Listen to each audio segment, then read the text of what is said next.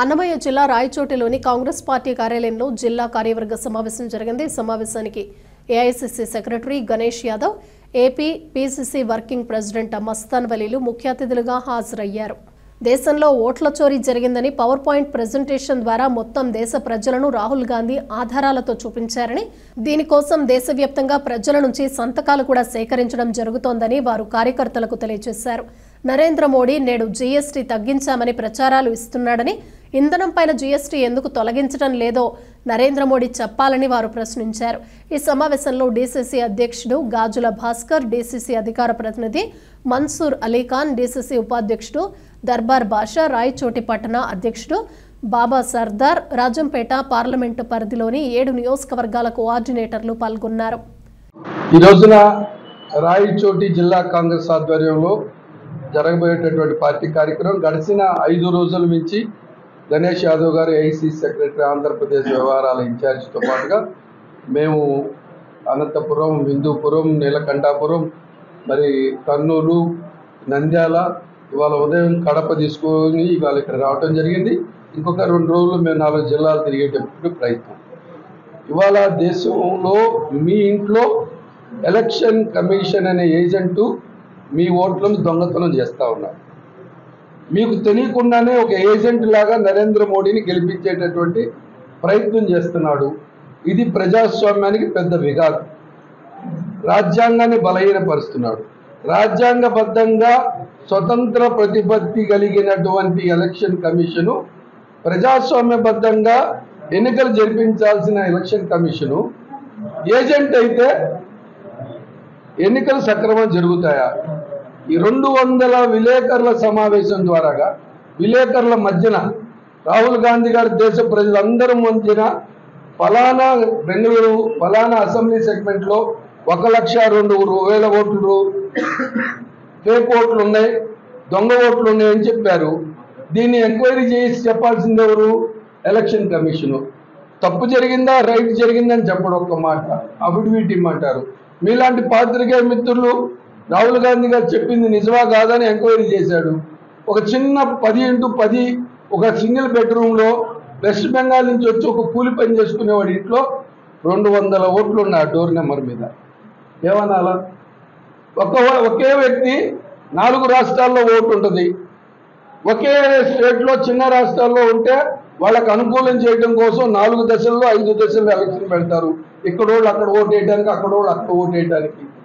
ఇదంతా కూడా ఒక పథకం ప్రకారం దేశ ప్రజాస్వామ్యాన్ని బలహీనపరుస్తున్నారు. రాహుల్ గాంధీ గారు పూర్తిగా దుర్మార్గ విధానానికి వ్యతిరేకంగా పోరాడుతున్నాడు. 33 కేసులు ఇవాళ రాహుల్ గాంధీ గారి మీద పెట్టారు. ఏ ఇంట్లో అయితే 2 ప్రధానమంత్రులు దేశం కోసం ప్రాణత్యాగాలు చేశారో ఆ ఇంట్లో ఉన్నటువంటి రాహుల్ గాంధీ గారు దేశ ప్రతిపక్ష నాయకుడిగా ఉంటే ఆయన పార్లమెంట్ సీట్ను కూడా తీసేటటువంటి ప్రయత్నం చేస్తున్నారు. ఇవాళ గణేష్ యాదవ్ గారు చెప్పారు, పూర్తిగా నిర్లిప్తమై ఉంది. ఇవాళ మీరు ప్రజలు, భారత జాతి ఎమరపాటు లేకపోతే దేశ ప్రజాస్వామ్యం హిట్లర్ లాగా మారే ప్రమాదం ఉంది. ఇవాళ ఈ రాష్ట్రంలో ఉన్నటువంటి కూటమి ప్రభుత్వం కానీ, జగన్మోహన్ రెడ్డి గారు కానీ నరేంద్ర మోడీ గురించి వ్యతిరేకంగా ఒక్క మాట మాట్లాడరు. నరేంద్ర మోడీ గారు ఏ క్యాండిడేట్ పెడితే ఆ క్యాండిడేట్కి వెళ్ళి ఓట్లు వేస్తారు. ఇక్కడి నుంచి వెళ్ళి దేశంలో ఏ రాష్ట్రంలో అయినా అధికారం ప్రతిపక్ష పార్టీలు ఉంటాయి, కానీ ఈ రాష్ట్రంలో మాత్రం గల్లీలోనేమో నువ్వు దొంగ అంటారు, ఢిల్లీలోనేమో ఈ 2 దొంగలు ఆ పెద్ద దొంగకి మద్దతు పలుకుతారు. మీరే చేయాలి. పాత్రికేయ మిత్రులు 2 కళ్ళు లాంటి వాళ్ళు సమాజాన్ని చూపించాలి. నేను తప్పు చేశాననుకో, మస్తాను తప్పు చేశాడని చూపించాలి. ఇవాళ తప్పు జరుగుతూ ఉంది. మీ ద్వారాగా ప్రజలు మంచి ఇస్తారని చెప్పి కోరుకుంటా ఉన్నాం. ఈ రాష్ట్రంలో కాదు, ప్రతి దేశంలో, ప్రతి రాష్ట్రంలో ఎన్నికల ఏజెంట్ దొంగతనంగా ఓట్లు తస్కరించాడు. దాని మీద పోరాడుతున్నాం. 5 కోట్ల మంది సంతకాల సేకరణ జరుగుతూ ఉంది.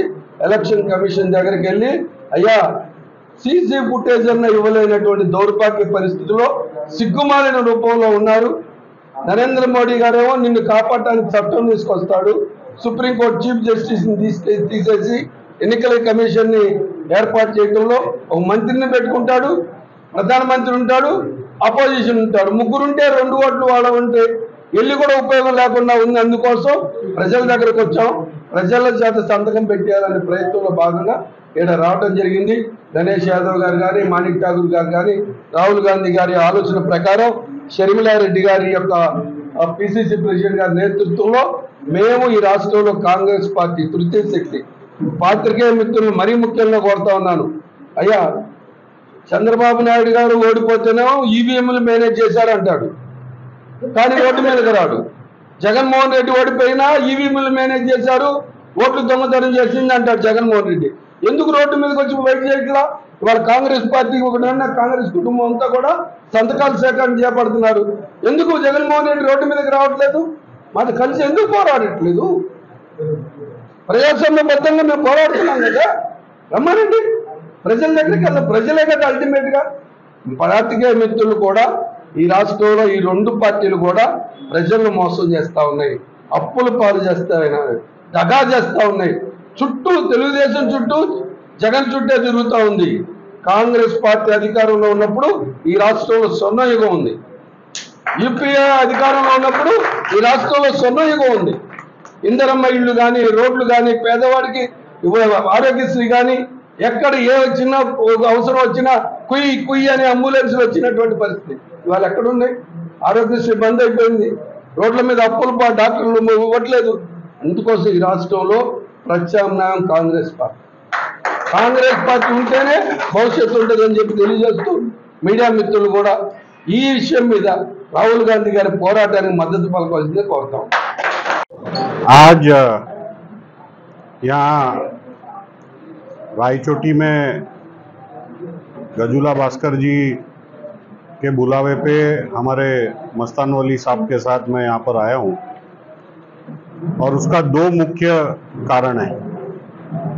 सबसे बड़ा कारण ये है कि आज देश भर के अंदर वोट चोरी गद्दी छोड़ जो कैंपेन कांग्रेस पार्टी के माध्यम से चल रहा है, उसके ऊपर से आज कैसे काम हो रहा है और उसमें पार्टिसिपेट करने के लिए आज मैं यहाँ पर आया हूँ।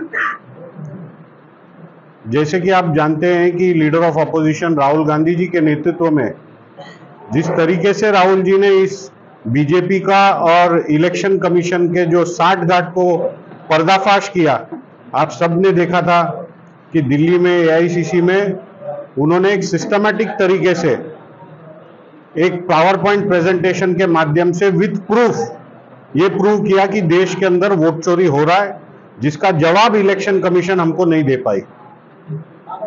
और जवाब नहीं देने के वजह से आज हम जनता के दरबार में जा रहे हैं और एक सिग्नेचर कैंपेन का आयोजन किए हैं कि राहुल गांधी जी जब भी अगले टाइम इलेक्शन कमीशन जाएंगे तो इस देश की जनता के आवाज बनकर ये सिग्नेचर्स को लेकर जाकर उनको देंगे कि देश की जनता डेमोक्रेसी में मानती है और डेमोक्रेसी का नींव जो है वो इलेक्शन है।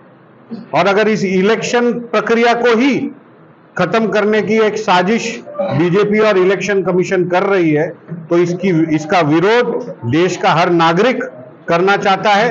और आज मैं 5 करोड़ लोगों का सिग्नेचर भी लेकर आया हूं ये दिखाने के लिए जो ये मुहिम पूरे देश भर में चल रहा है। आज रायचोटी में मैं इसी मुहिम में पार्टिसिपेट करने के लिए आया हूं। आप लोग कुछ पूछना चाहते हैं तो पूछ सकते हैं।